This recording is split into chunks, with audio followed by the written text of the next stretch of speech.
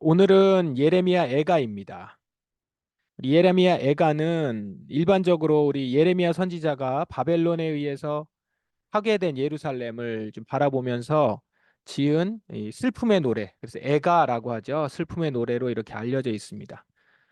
그런데 이제 히브리어 성경은 이 예레미야 애가를 뭐 슬픔의 노래 이렇게 제목을 지은 것이 아니라 첫 단어 그 예레미야 애가의 맨 처음에 나오는 단어가 있습니다. 그 단어가 에카라고 하는 단어인데 에카라는 단어를 따서 이름을 에카 이렇게 지었습니다.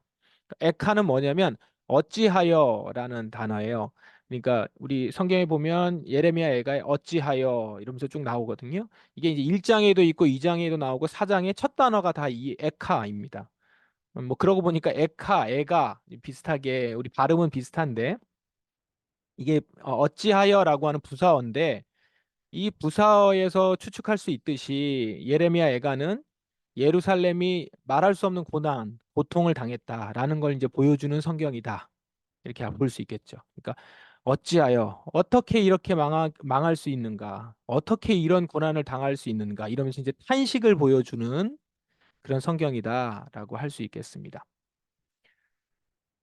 책을 보시면 예레미야 애가를 설명하면서 제일 먼저 뭘 소개하냐면 이합체 형식이다라는 얘기를 합니다. 그 얘기를 좀 길게 하는 편이에요. 이것이 이제 예레미야 애가의 두드러진 특징인데요. 이합체 형식은 우리가 시편 다룰 때 지금 제가 잠깐 소개를 했었습니다. 시의 그 각 절의 첫 자를 알파벳 순서에 맞춰서 차례로 단어를 집어넣어서 글을 쓰는 형식이거든요. 여기도 보시면 제가 동그라미 쳐둔 것처럼 요 알렙 이렇게 시작하는 영어로 하면 ABC로 된 것처럼 앞 글자를 따서 이렇게 한 줄 한 줄 이제 시를 적어 나가는 방식이에요. 그러니까 히브리어가 알파벳 22글자니까 하나의 시가 22구절로 되어 있을 거예요. 그렇게 되어 있겠죠?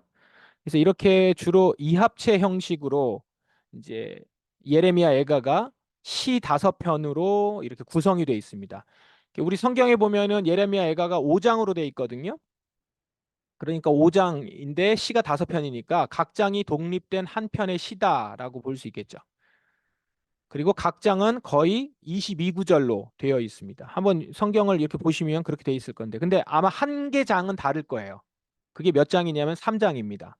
3장은 66구절로 되어 있습니다. 여기에는 한 연이 3구절이에요. 세 구절씩 돼 있거든요. 그러니까 세 구절씩 22개 연으로 돼 있어서 69절입니다. 지금 그 사진에 나와 있는 것이 3장이에요. 3장은 이렇게 세 구절이 한 연으로 돼서 22, 22연으로 되어 있습니다. 가장 그 가운데 있으면서 3장은 길고 중심 본문으로서 역할을 해요. 그다음에 이제 5장은 이합체 형식은 아닙니다. 이합체 형식은 아니지만 22구절로 되어 있어요. 자, 그러면 1, 2, 3, 4장은 다 이합체 형식으로 되어 있는데 왜 5장만 이합체 형식이 아닐까? 이런 차이가 왜 있을까? 이런 차이를 알려면 이제 그 예레미야 애가가 왜 이합체 형식을 썼는지 그 쓰는 이유를 좀 알아야 되겠죠? 책에는 이합체 형식을 이제 쓰는 것에 대해서 이렇게 얘기합니다. 이합체 형식은 온전함을 표현하기 위해서다. 이렇게 이제 얘기했습니다. 가장 기본적으로 이합체 형식은 이제 독자들이 시를 잘 기억하게 하기 위해서 외우면서 이제 예전에는 구술로 전달했기 때문에 잘 외우고 그걸 잘 전달하기 위해서 이합체를 썼던 그런 외적인 형식도 있지만 내적으로는 이 안에 내용으로 봤을 때는 이제 온전함을 표현하기 위해서라는 거예요. 제가 시편에서 이합체 형식을 얘기 드렸다고 말씀드렸는데 이합체 형식으로 가장 유명한 본문이 시편 119편입니다.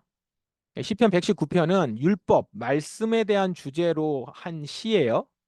근데 이 시 형식으로 그 이합체 형식으로 이 119편을 쓰면서 율법의 온전함, 율법의 완벽함 이걸 표현하기 위해서 이제 이합체 형식을 사용했다라는 겁니다. 예레미야 애가도 마찬가지인 거예요. 예레미야 애가는 자, 가장 기본적으로 이 예레미야 애가에 나오는 내용이 뭐냐면 예루살렘 멸망을 바라보면서 슬퍼하고 비통해하는 그런 시거든요. 그런데 이때 이 고통을 온전하게 표현하기 위해서 이합체 형식을 사용했다라는 거예요. 그러니까 그냥 슬프다, 비통하다 이것이 아니라 지금 이스라엘이 겪고 있는 고통을 하나하나 이렇게 짚어가는 거예요. 고통의 사소한 부분까지도 고찰해 나가는 식으로 슬픔을 노래하는 것이다. 그래서 누구는 이거를 이렇게 표현을 해요.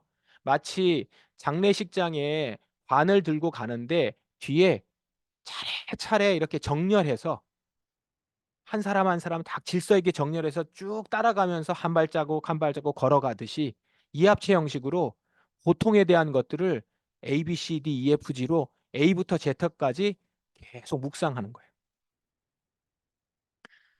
보통 고통이라고 하는 것은 그 아픔이 너무 크잖아요. 고통의 아픔 크기 때문에 빨리 고통의 시간이 지나갔으면 좋겠다. 빨리 마무리했으면 좋겠다라고 하지만 예레미야 애가는 그걸 정면으로 거스르고 있는 거죠.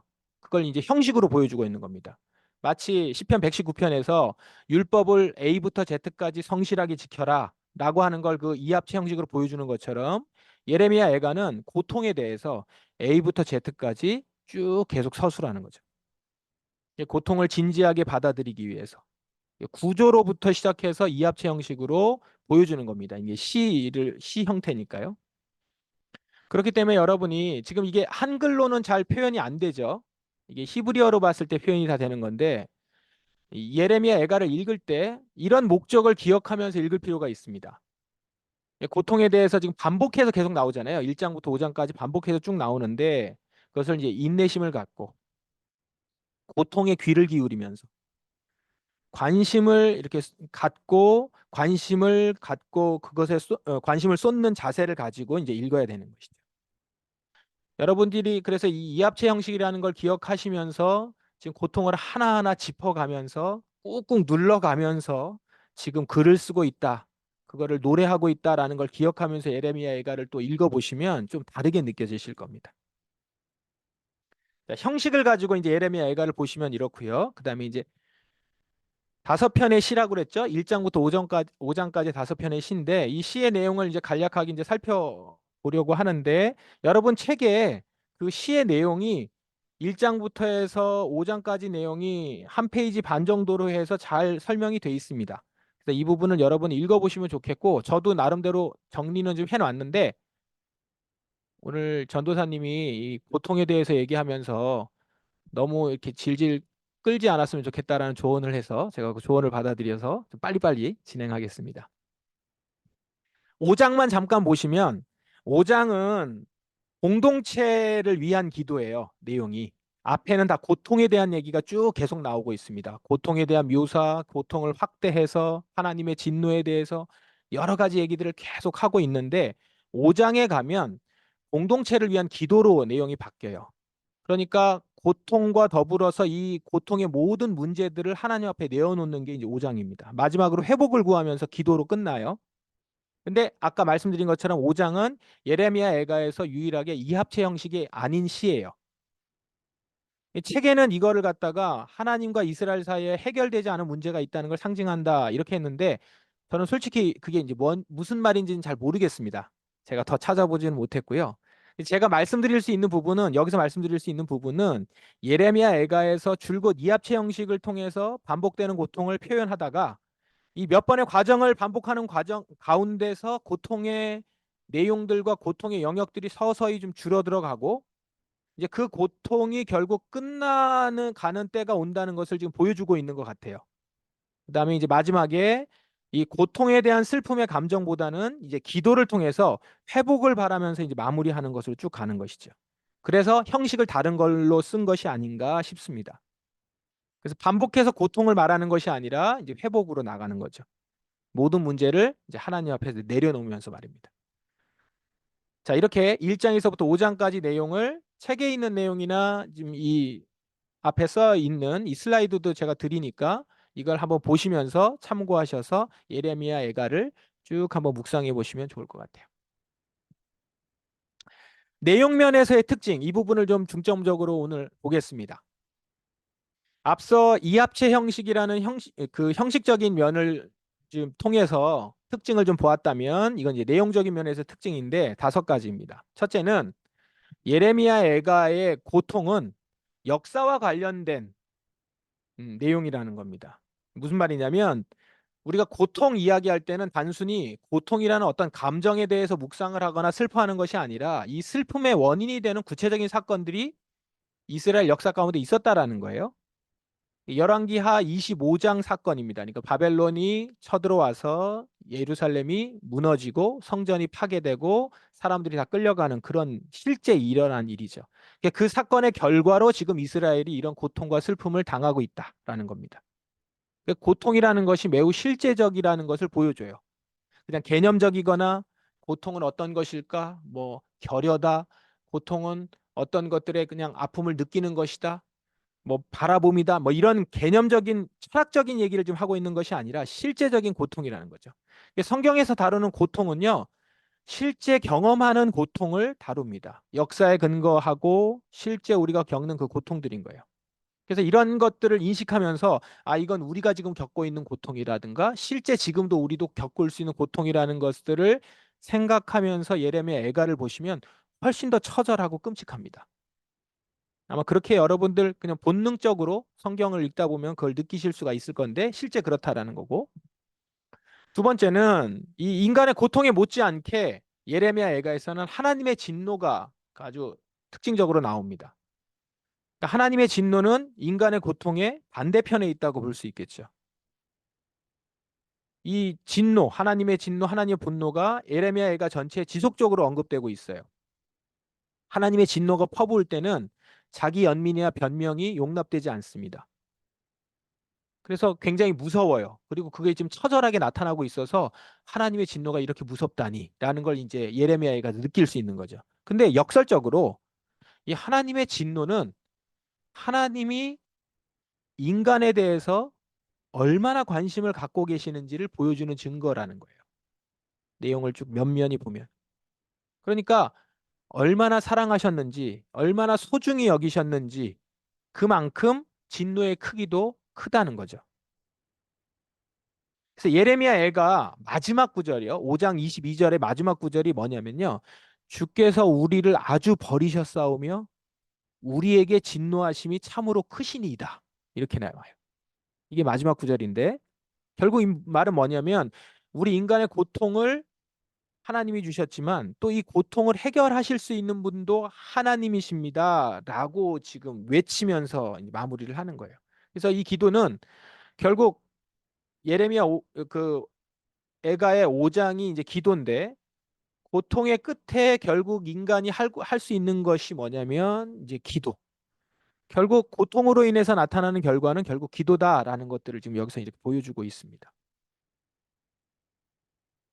세 번째는 이제 고통을 굉장히 존엄하게 대한다라는 겁니다. 예레미야 예가에서. 현대 인본주의의 전통은 이 고통은요, 이 질병이나 이런 것들을 통해서 고통은 일종의 결핍으로 많이 여깁니다. 무언가가 잘못됐고 그렇기 때문에 고통은 빨리 없애야 되는 것 이런 걸로 여기는데 그래서 고통은 있어서는 안 되는 것이고 고통은 악한 것이고 고통은 불행한 것이다. 이렇게 이제 여기게 됐죠. 그런데 오늘 예레미야 애가는 고통을 해결하거나 제거하는 내용은 거의 없습니다. 그런 노력을 하지 않아요. 그냥 고통에 직면하고 고통에 부딪히고 그러면서 고통을 진지하게 취급하면서 거기에 중요성을 부여합니다.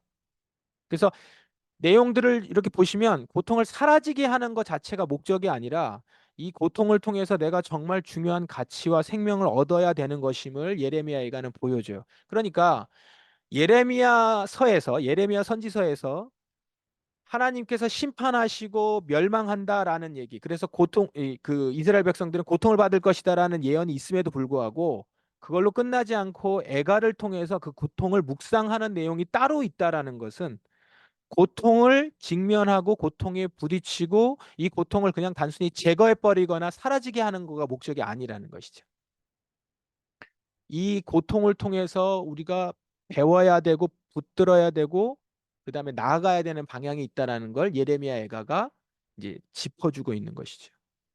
그래서 예레미야는 이스라엘이 멸망하는 것으로 사실은 끝나는 건데 그 이후에 다시 그 멸망하는 내용, 그 가운데 고통받는 이스라엘을 이렇게 묵상하게 만드는 한번 짚고 넘어가도록 그렇게 그 사이에서 위치하고 있죠. 예레미야 애가가.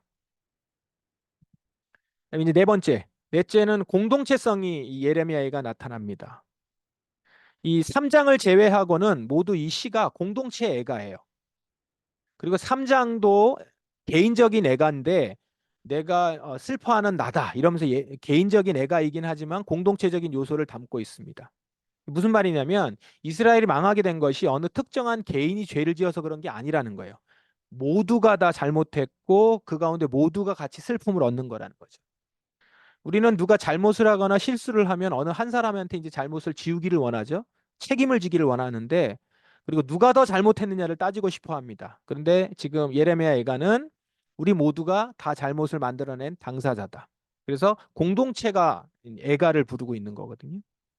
그래서 함께 슬퍼하고 함께 기도해야 된다는 것이죠.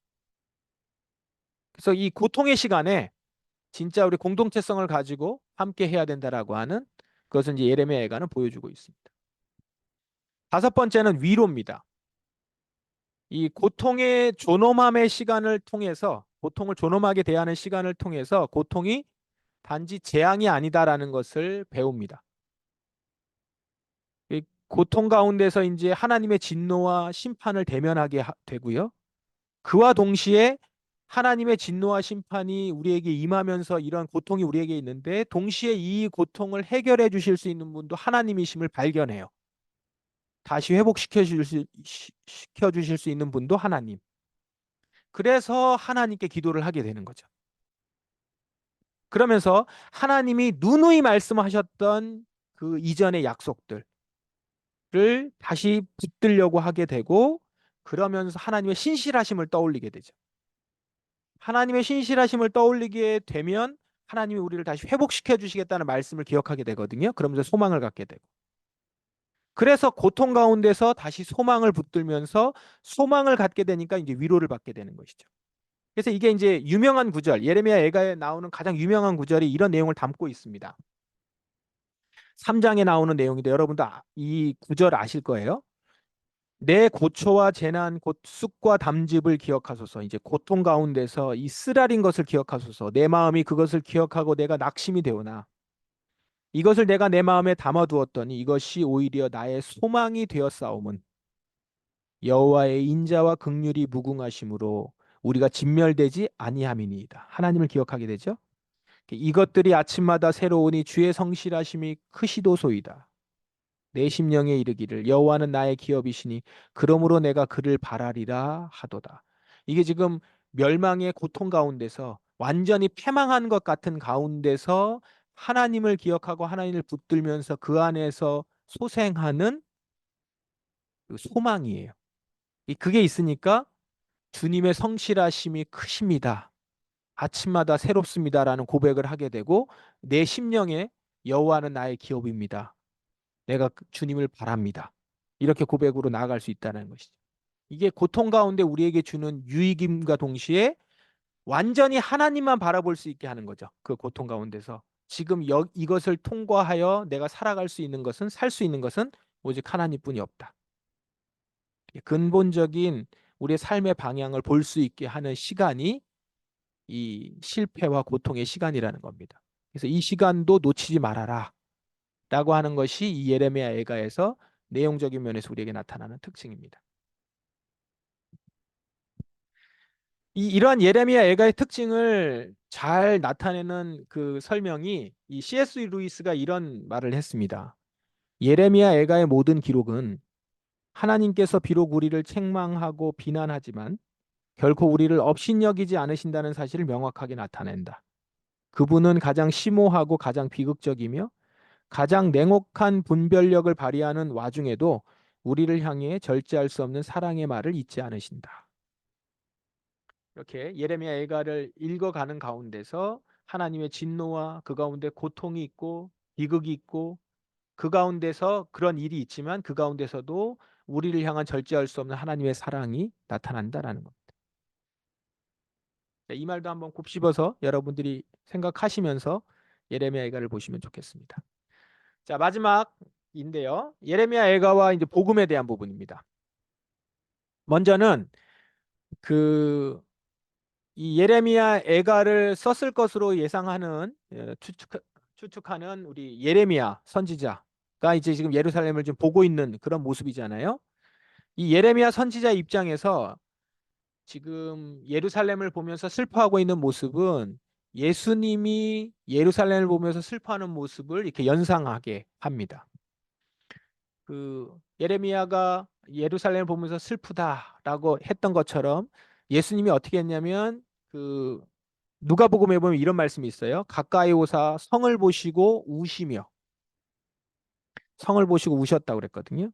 그러면서 너도 오늘 평화에 관한 일을 알았다면 좋을 뻔하였거니와 지금 내 눈에는 숨겨졌도다. 그런 다음에 내 원수들이 토성을 쌓고 너를 둘러 사면으로 싸고 또 너와 및 그 가운데 있는 자식들을 땅에 메어치며 돌 하나도 도리에 남기지 아니하리니 이는 내가 보살핌 받는 날을 알지 못함을 이남이라 하면서 우셨다는 거거든요. 예수님이. 이 예수님의 모습은 예레미야 애가에서 예레미야가 예루살렘을 보면서 당했었던 슬픔과 같이 그리고 그 예레미야 애가 나와 있는 모든 예루살렘 성을 바라보면서 슬퍼했던 그 슬픔을 예수님이 당신의 것으로 이렇게 삼으시는 장면이다라고 볼 수 있겠죠. 이렇게 연결을 해서 보시면 예레미야가 그 예루살렘을 보면서 슬퍼하고 울부짖고 울었던 그런 내용의 호소가 예수님께서 예루살렘 성을 보면서 우시는 장면으로 이렇게 오버랩이 되고 그 안에 다 담겨지겠구나라는 것들을 같이 연결해서 보실 수가 있습니다. 그다음에 예레미야 애가의 복음의 그 관계 한 가지 더 보면요. 이 십자가에 대한 부분인데요. 십자가의 의미로 볼 수 있습니다. 이 예레미야 아까 애가 특징 5가지 봤잖아요. 그것과 연결시켜 보시면 이 복음과 긴밀히 연결되어 있다는 것을 볼 수가 있습니다. 예수님의 십자가는 예레미야 애가의 특징을 잘 보여주는 그런 상징적인 것입니다. 자, 어떤 부분이냐면 이 역사 가운데 일어난 고통이라고 그랬잖아요. 아까 예레미야 애가가. 근데 그 십자가가 어떠냐면 예수님이 이 땅에 오셔서 겪으신 고통이 실제적이라는 사실하고 좀 맥락이 닿아 있습니다. 예수님은 우리의 고통을 담당하기 위해서 실제 인간이 되셨어요. 성육신 사건하고 성육신과 십자가 사건은 역사적이고 실제적이며 구체적이라는 얘기를 우리가 굉장히 강조하잖아요. 예수님이 당한 고난은 어떤 개념적인 것이 아니라 실제적이고 구체적이라는 거예요. 근데 이거를 인정하지 않는 사람들도 있어요. 그래서 예수님이 가상의 인물이다. 그냥 이 고통을 당했다는 걸 개념적으로 우리에게 설명하기 위한 것이다. 이런 얘기들도 있단 말이죠. 근데 우리는 우리의 믿는 바가는 뭐죠? 예수님이 실제적으로 인간이 되셔서 우리가 당하는 고난을 실제적으로 구체적으로 다 당하셨다는 거예요. 그러니까 예레미야 애가가 실제적인 고통을 받는 역사라는 사실은 예수님이 실제 우리 삶에 오셔서 인간의 고통을 다 담당하셨다. 실제로 다 담당하시고 역사적인 것이다라는 거하고도 연결시킬 수가 있습니다.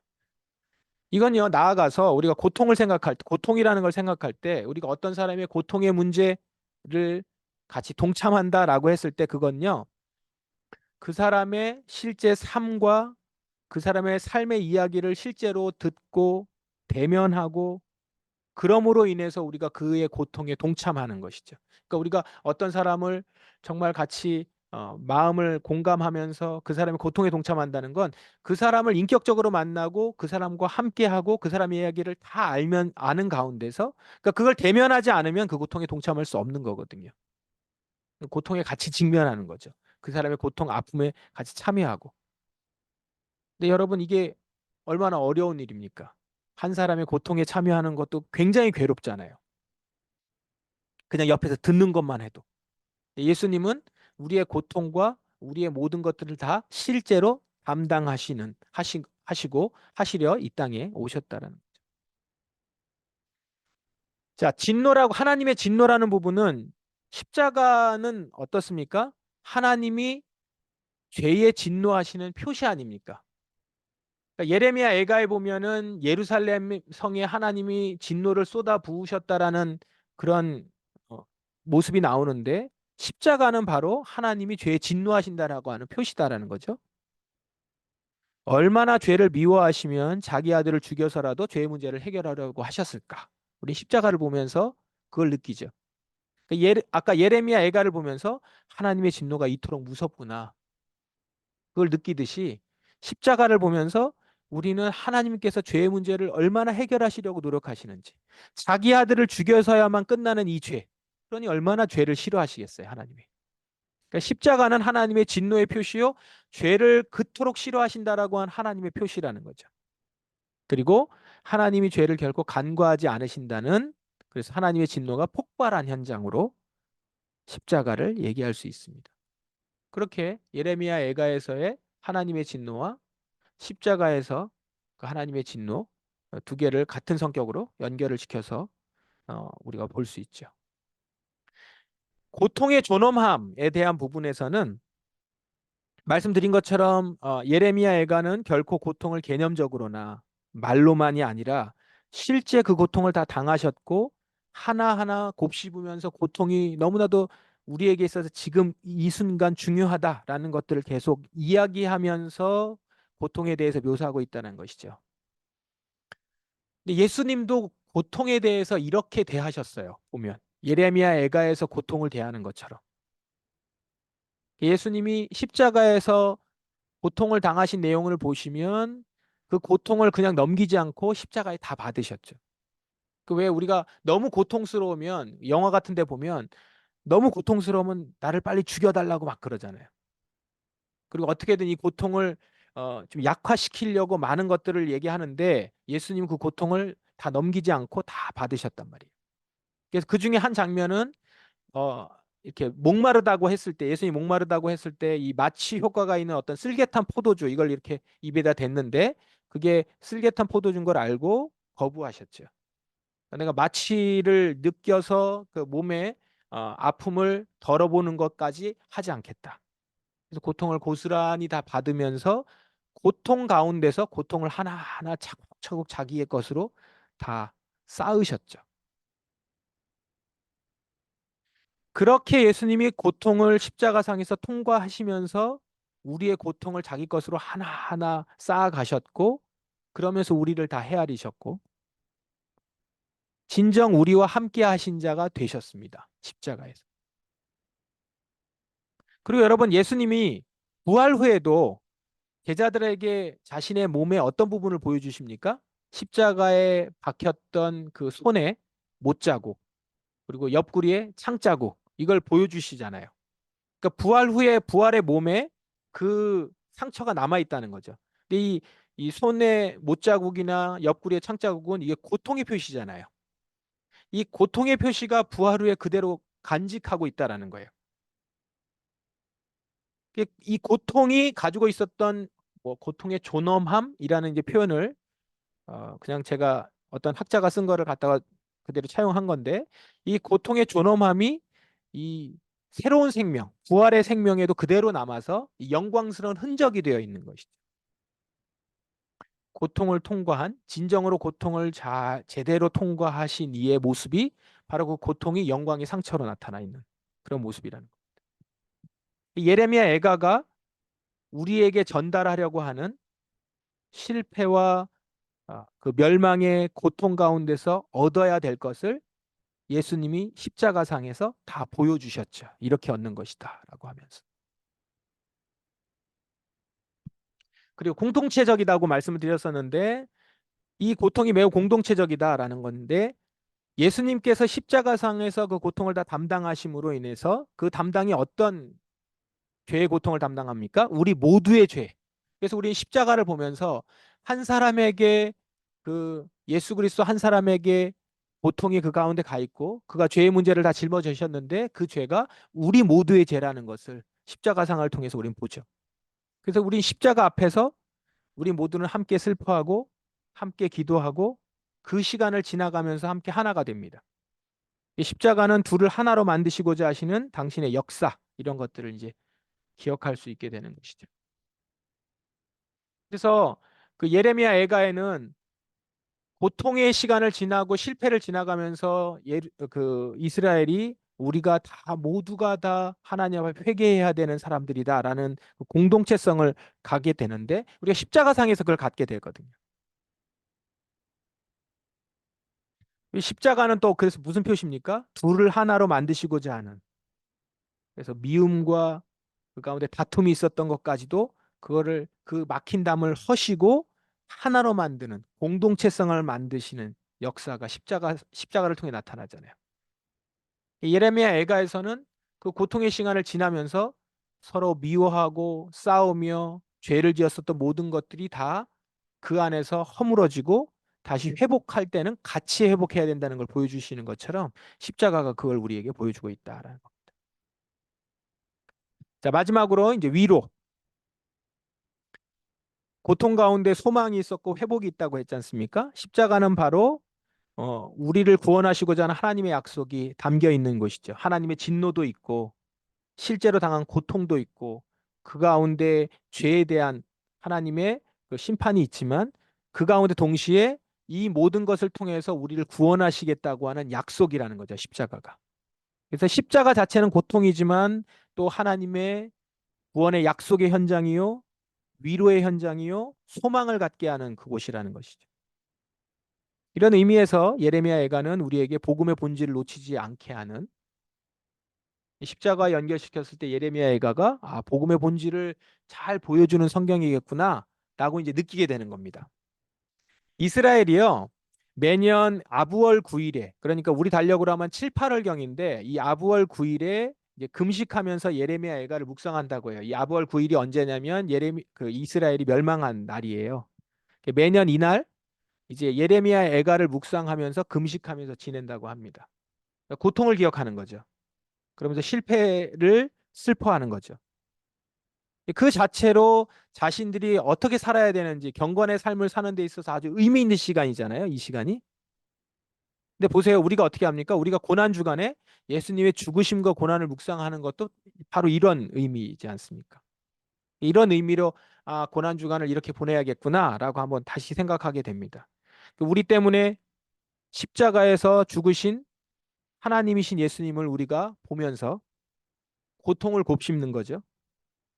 그러면서 그 가운데서 하나님의 또한 심판 가운데서 우리를 구원하시려고 하는 약속을 보게 되고, 근데 십자가를 묵상하는 고난의 시간, 고난 주간이 짧지 않잖아요. 그 짧지 않은 시간, 사순절까지 하면 40일이나 돼요.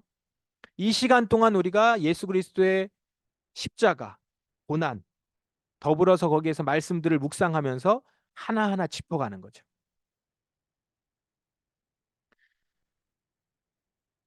그러므로 이스라엘이 심판의 결과 멸망당해서 슬퍼하는 노래인 이 예레미야 애가를 우리가 보면서 우리는 예수님의 십자가를 보면서 우리가 슬퍼 울어야 되는 노래로서 이렇게 십자가를 또 같이 보고 또 그 십자가 가운데서 예수님이 이 십자가의 고통을 다 가져가셨고 또 우리가 당해야 되는 고통을 예레미야 애가에서 볼 수 있는 그런 고통이 사실 예레미야 애가 고통이 다 담겨 있는데 그 고통을 예수님이 십자가에 다 가져가셨다는 것을 같이 연결시켜서 묵상하면서 고난주간을 보낼 수 있을 것 같습니다.